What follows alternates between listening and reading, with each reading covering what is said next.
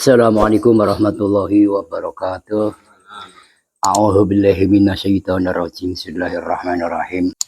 Sebagaimana dinyatakan oleh beliau Imam Ibnu Qasim bahwa sesungguhnya ya anak yang diperanakan yang anak tersebut itu ya berupa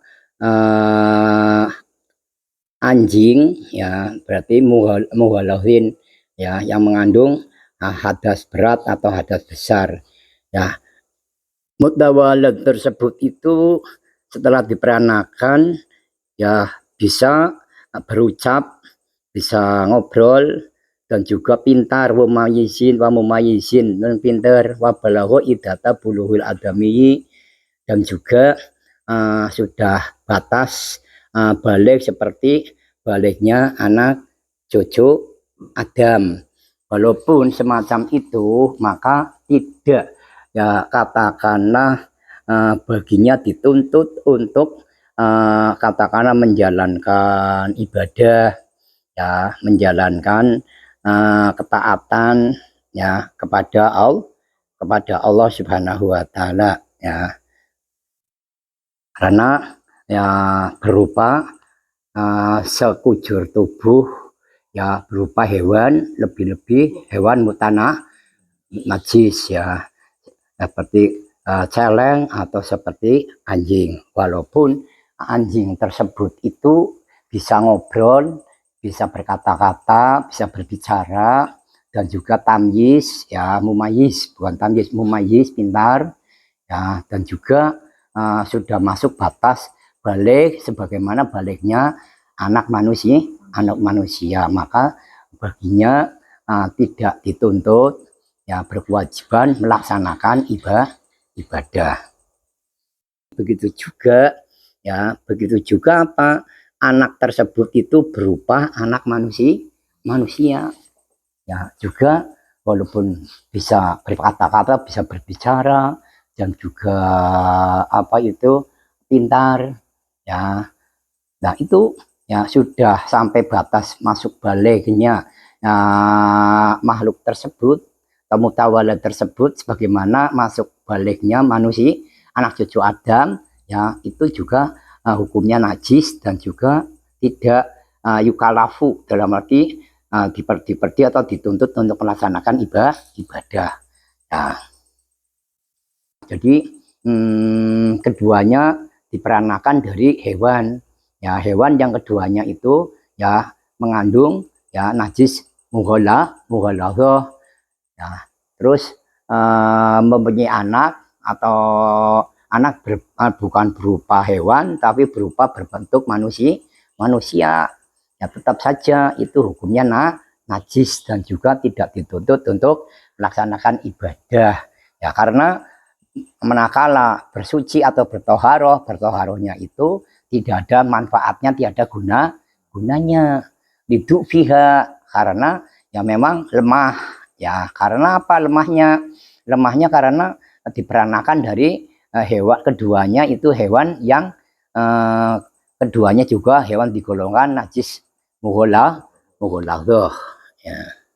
Andai ada binatang kawin, binatang yang pertama ya yang satu binatang yang mengandung najis mughaladzah kawin dengan binatang lain, ya yang tidak selain daripada manusia yang tergolong ya bukan mengandung najis mughaladzah.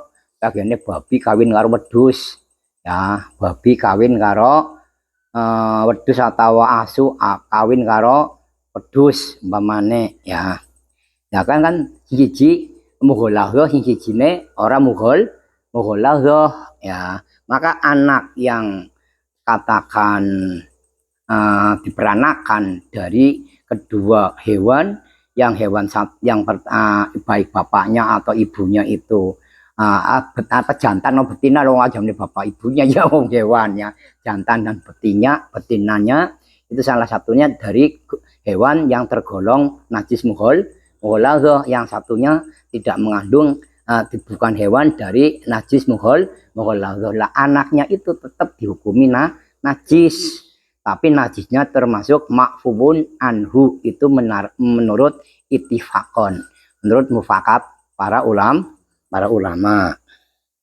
Ketika anak Adam ya nikah, ya bapaknya apa laki-lakinya atau suaminya, istrinya ya berupa manusia, ya barang sing arane sing wadon lahir meteng terus lahir, barang lahirnya dudu manusia, rupane asu, ya rupane binatang, anak manusia, ya terus nikah, sampai saya nikah meteng, ya barang lahir jebule ya kewan sing dilahiraken kuwi kewan, ya asu.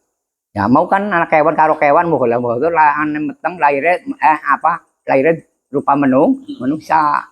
Kayak kuwe dak ye anak manusia lanang wadon nikah barang meteng barang lahiran sing dilahiraken kuwe kewan berupa asu kene kaya kuwe.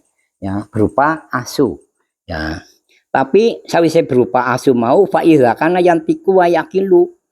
Ya, asu mau bisa ngobrol sebagaimana ya layaknya ngobrolnya para manusia asu, tapi orang ngono ya ora, tapi bisa ngobrol kayak ngobrolnya manusia, wong kuwi anake manusia wis bisa ngobrol kayak kilu, ya bisa mempunyai akal atau berakal.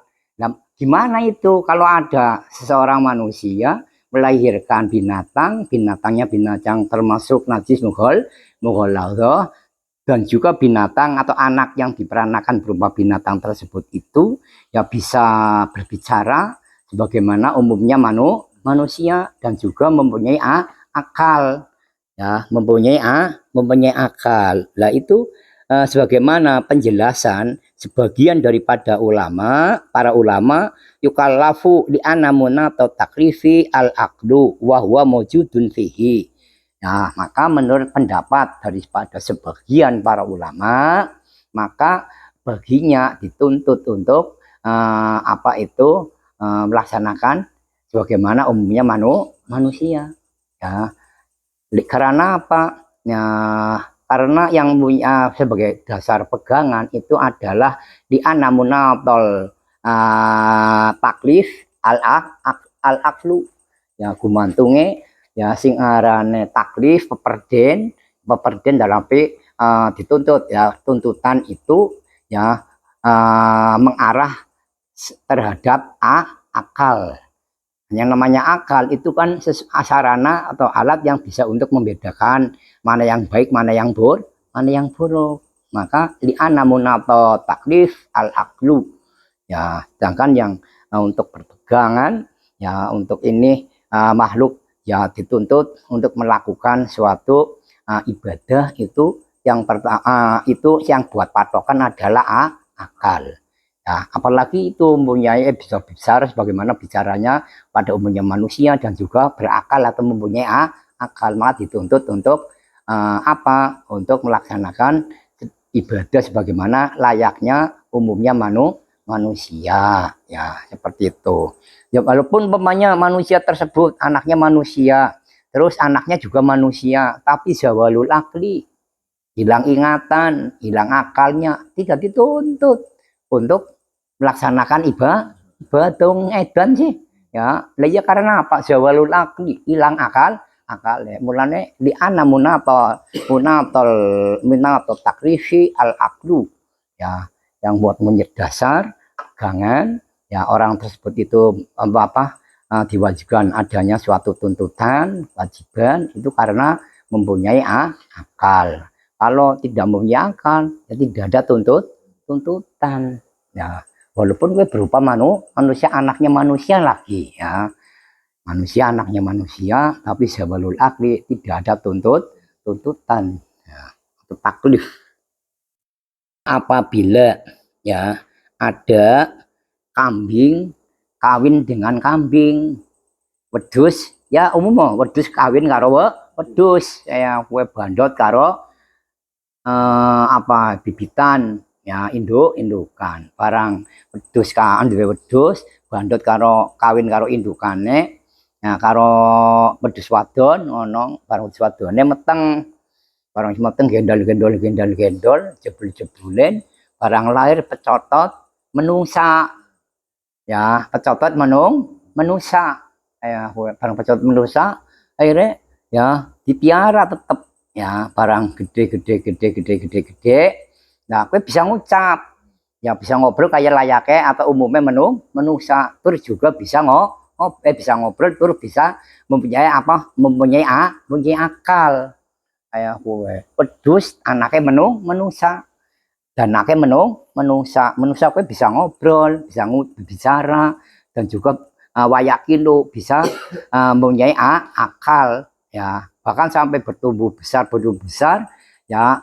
Wa soro khotiban wa imaman ya, soro khotiban wa imaman, barang wis gede yuk dewasa ya, kowe bahkan ana mondok ana ngaji sih ya ono ane dadi apa petugas khotib ya, juga petugas menjadi imamu sholat, imami sholat, ana dadi khotib ana apa ya. Kowe sing arane keterangan di sini ya memaparkan ya, diterangkan memaparkan apa penjelasan tersebut ya, waya jusu dzabhuhu wa akluhu, maka ya diperbolehkan atau diwenangaken ya disembelih dan juga ditetel dipangan dagingnya walaupun dia berupa menungsa, karena anaknya wedhus kayak wedhus kawin karo wedhus ya.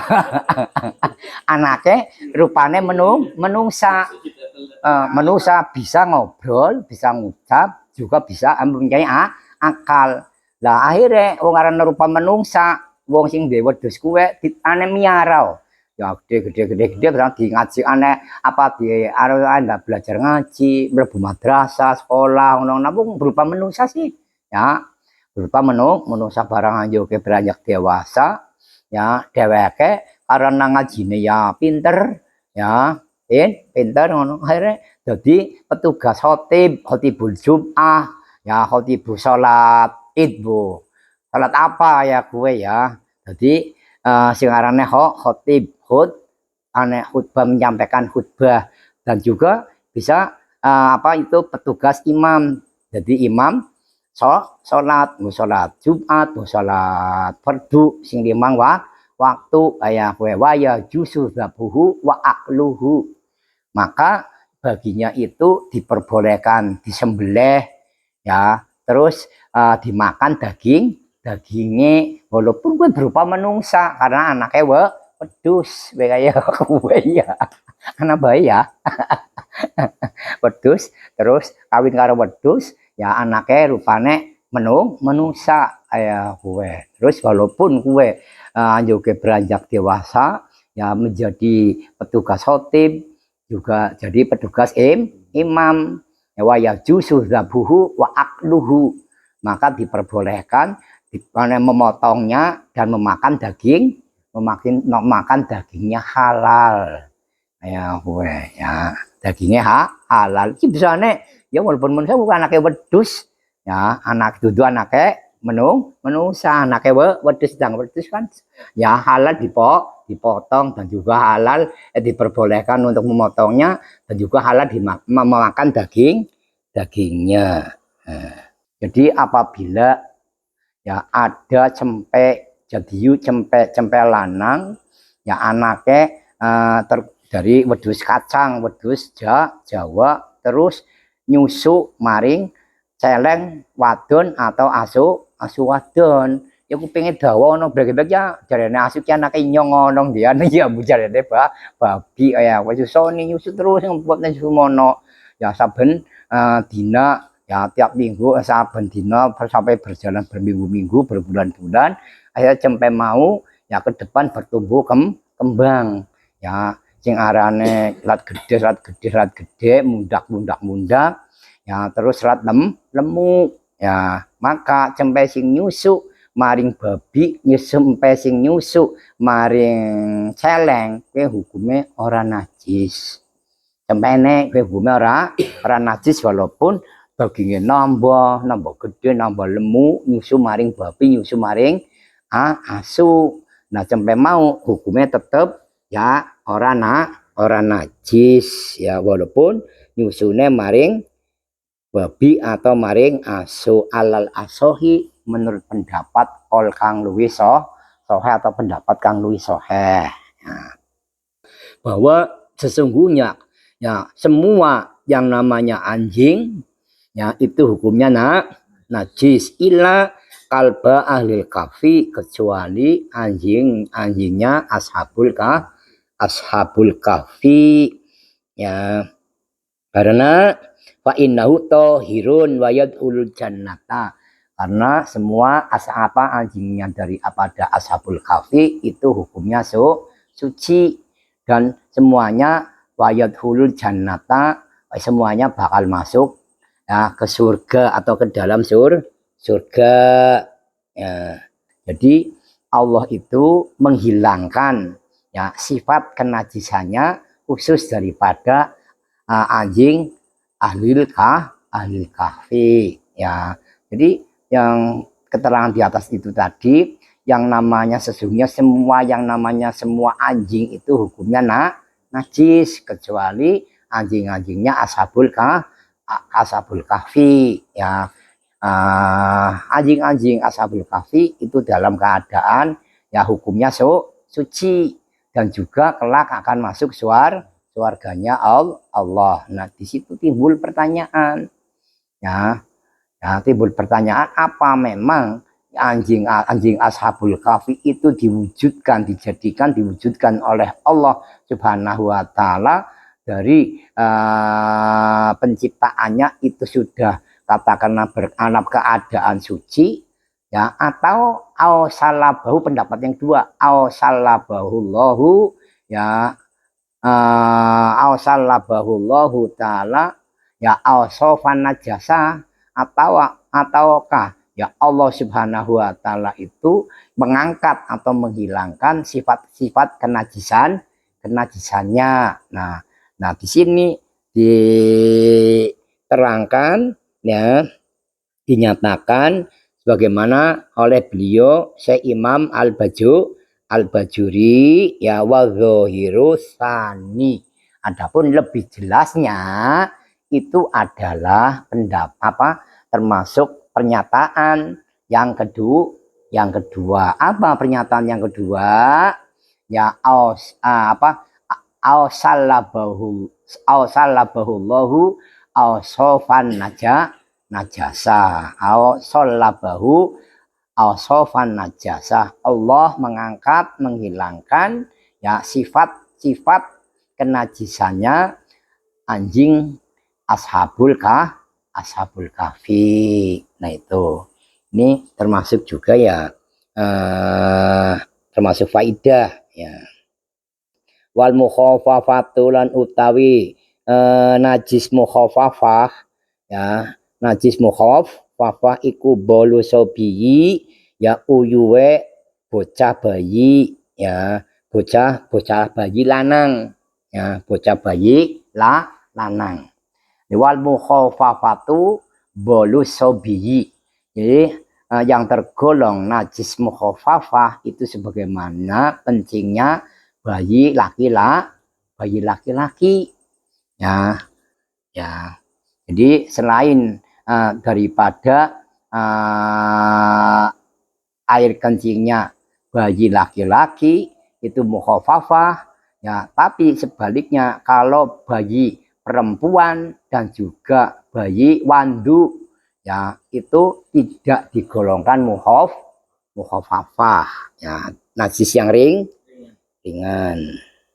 Jadi bayi laki-laki air kencingnya itu digolongkan najis mukhafafah, tapi bayi yang belum makan dan juga belum minum selain daripada air susu atau selain daripada ASI ya, minumnya ASI ya. Kowe walaupun kowe bayi lanang durung dimpani panganan apa kowe gedang dipenyet umpamane atau banyu ya, banyu saliyane susu. Jadi minumnya tetap minum makan pakai ASI ya. Gue bayi lanang sing durung mangan juga minum selain daripada ASI ya. Itu air kencingnya apa dihukumi najis mukhafafah. Jadi bayi laki-laki yang belum minum dan juga belum makan apa-apa kecuali ASI, walaupun ya itu tidak ada perbedaan antara apa itu susunya suci, apa itu susunya najis, tidak ada perbedaan. Bahwa susu suci ya ASI, susu najis yang susunya maring hewan muhol susunya asu, susunya celeng, susunya apa lawala farko ya, orang ono perbedaan iku maujud. Nah itu jadi minum bagiannya susu ke susunya asu dinungi susunya celeng ngono ke susu orang perbedaan we antara perbedaan ke susu suci atau wak susu najis ya walaupun nyusu terus apa ya arane susu najis saka binatang sing muhol Allah. Namun bedane ngono wah akas nyusu sing susu najis sing didapat dari hewan yang muholalah, cangkeme si bayi mau dibasuh, diusap sampai ping pitu ya. Wajib tasbihu famihi min mughalladhin ya, wajib ya membasuh ya 7 kali mulutnya si bayi ya, dibasuh 7 kali cangkeme sing kasgo mimi kasgo nyusu jadi ngono bane cara wong ya bayi ngono bayi terus saya ngono wong cara gemien ngono ibune lagi nyusawang ngene bayine berak-berak lagi nyusu ya akhirnya nyusu bae ada tanggane lagi ane di babi mbok duwe asu lagi anu sesoknan yang kae sesoknan daripada nangis yang pot disesepo ya dipentil ngono ya. Tapi saya wajib tasbih famihi diusap dibasuh 7 kali ya. Kenapa ya? Jadi digawe umpamane indukane mau susune metune angel. Lah kowe sing arane digerak-gerakaken perut kecilnya ya, nek perut kecil sing weteng sing karo anu susu ya digerak-gerakaken aurat indukane ya, terus anak-anakane endah bisa mengeluarkan susu. Nah biasanya sebagaimana keterangan di sini itu nanti keluarnya berupa cairannya berwarna kuning ya, berwarna kuning. Tapi ya ini saya membaca ada dalam keterangan kitab, adapun secara jelasnya ya wong dudu tukang bagiane anu ya arane apa kae miara hewan baik itu kambing atau sapi atau lebih-lebih onta ya, jadi enggak begitu paham dan tahu betul lah ya bagiane kok cairannya rupane kuning atau rupane apa ngono ya.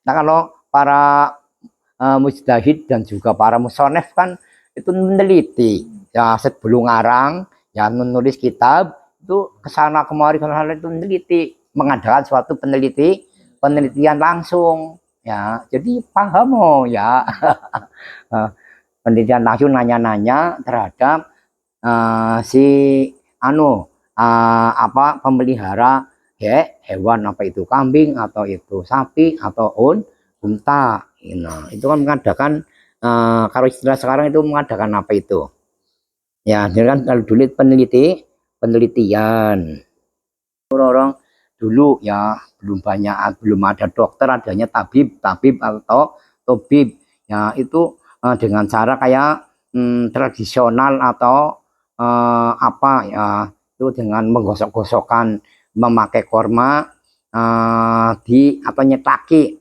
ya di leher atau di tenggorokan si bayi ya.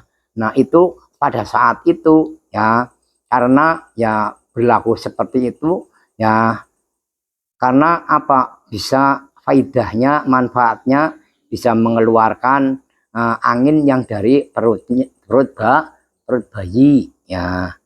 Jadi kurma ya, kurma bisa digosok-gosokkan di tenggorokan bayi, itu bisa lil islah ya, untuk untuk kebaikan dan juga kesehatan ya, itu tidak jadi masalah selagi fala yadurru tidak akan menjadikan bahaya atau tidak akan menjadi madorot, dan juga tidak menjadikan madorot apabila melebihi dari 2 tahun, lebihnya ya sehari 2 hari. Nah, itu menurut pendapat sebagaimana dinyatakan oleh beliau Imam Syarqawi. Nah, itu menurut pendapat Imam Syarqawi, lebih dari 2 hari hitungan tahunnya itu nggak jadi akan bahaya. Tapi menurut beliau Imam Utsman ya, dalam kitabnya Tuhfatul Habib ya, Tuhfatul Habib itu ya juga berpendapat sebagaimana yang untuk dibuat pedoman ya, itu kol yang muktamad ya, itu menurut pendapat kol yang muktamad ya, memaparkan, menjelaskan ya, adoror itu menjadikan bahaya ya, masuk saat waktu yang melebihi dari 2 tahun. Jadi yang dinyatakan oleh beliau Imam Utsman itu malah melebihi daripada sehari 2 hari, lebih dari 2 tahun itu akan menjadikan doror atau madorot, karena bilangan atau hitungan tahun 2 tahun itu termasuk hitungan hilaliyah, batas-batas kalender hilaliyah atau hijriyah, sebagaimana juga dituturkan oleh beliau Syekh Imam Ali Al-Sibromilisi ya, yang menukil ya sepadannya atau sejajarannya ya, dari Imam Qalyubi. Jadi batas-batas sobi bayi lanang sing najise kue uyuwe dikategorikan najis mukhafafah, itu ada batas-batas. Batas-batas ada 4 batas-batas. Yang pertama ya, itu baulus sobi ya, baulus sobi kue uyuwe bocah bayi lanang kue najis mukhafafah, kue sing arane ketentuan batas-batas ketentuan sing arane uyuwe bayi lanang kue digolongkan najis mukhafafah ya, itu batas yang pertama ya. Adapun batas yang kedua, bahwa bayi tersebut itu adalah laki-laki, sudah jelas dinyatakan bayi itu bayi laki-laki, itu batas yang kedua. Nah, batas ketentuan yang ketiga memang satu ya, membahas masalah air kencingnya bayi, air kencing bayi. Nah, batas yang pertama, batas yang kedua yang digolongkan najis mukhafafah bayi yang mana, apa laki-laki, apa perempuan, apa wandu. Nah, batas ketentuan yang kedua bayi laki-laki ya, bayi laki-laki itu yang air kencingnya digolongkan najis mukhafafah. Batas ketentuan yang ketiga ya, bayi laki-laki ya, yang betul-betul bayi tersebut belum makan ya, belum minum apa-apa selain daripada ASI ya, selain daripada ASI, itu batas yang ketiga, yang bayi tersebut ya digolongkan najis mukhafafah ya, bayinya belum minum, belum makan selain daripada ASI. Nah, kalau sudah, berarti kalau sudah belum di samping minum ASI juga diminum minuman yang lainnya, atau diumpanin makanan pisang lah yang diminumnya itu umpamanya ya, yang sudah dihaluskan ya, itu kan berarti terkecuali berarti air kencingnya bukan dihukumi mukhafafah. Yang dihukumi mukhafafah itu ada batas. Satu ya, air kencingnya bayi, itu batas ketentuan yang pertama. Nah, ketentuan bayi bayi ya. Kedua ya batas ketentuannya tapi bayi laki-laki betul-betul al-muhaq ya sudah dinyatakan itu memang bayi laki-laki. Dan yang ketiga batas ketentuan yang air kencing bayi laki-laki tersebut ya belum diempanin minuman makanan selain daripada ASI. Dan ketentuan yang keempat, adapun ketentuan batas bayi tersebut itu digolongkan air kencing najis mukhafafah selama selagi belum sampai usia 2 tahun. Bayine ya siji membahas sing mukhafafah air kencing bayi itu mukhafafah. Nah, ketentuan yang kedua batas ketentuan bayi yang gimana atau bayi yang apa ya, apa laki-laki apa perempuan atau wandu. Nah, umpamanya bayi laki-laki, nah itu memang ketentuan yang kedua itu harus yang air kencingnya itu mukhafafah itu bayi laki-laki. Itu ketentuan yang kedua. Ketentuan yang ketiga ya bayi laki-laki tapi ya belum diempanin makanan minuman selain daripada susu. Minumnya harusnya ASI ya. Itu air kencingnya digolongkan najis mukhafafah. Ketentuan yang keempat ya lam yablugh haulaini ya, lam yablugh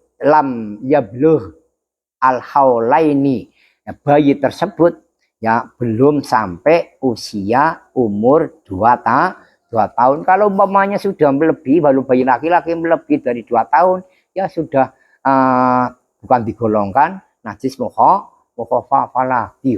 Nah, najis mukhafafah itu kalau bayinya laki-laki ya terus belum makan belum minum selain susu atau ASI. Dan yang ketiga bayi laki-lakinya itu ya belum sampai usia 2 tahun. Nah, kalau menurut beliau Imam Syarqawi punjul hadina rohdinta ora masalah kayak aku ya. Palam yaduro orang bahayani kayak dari tanggapane Imam liyane ya si Bromelisi terus Imam Qalyubi ya itu akan menjadikan bahaya mana karena menentukan suatu ketentuan hukum ya. Nah itu kan ya kata beliau Imam Syarqawi lebih dari sehari 2 hari nggak apa-apa lam yaduro ayah nggak menjadikan madorot. Nah, ditanggapi ya oleh Imam Ali al-Sibromilisi dalam kitabnya Tufatul Habib dan juga Imam Utsman itu menanggapi beda. Kalau melebihi dari 1 atau 2 hari lebih dari 2 tahun itu maka akan menjadikan bahaya. Nah gitu. Wallahu a'lam bishawab. Al-Fatihah. Assalamualaikum warahmatullahi wabarakatuh.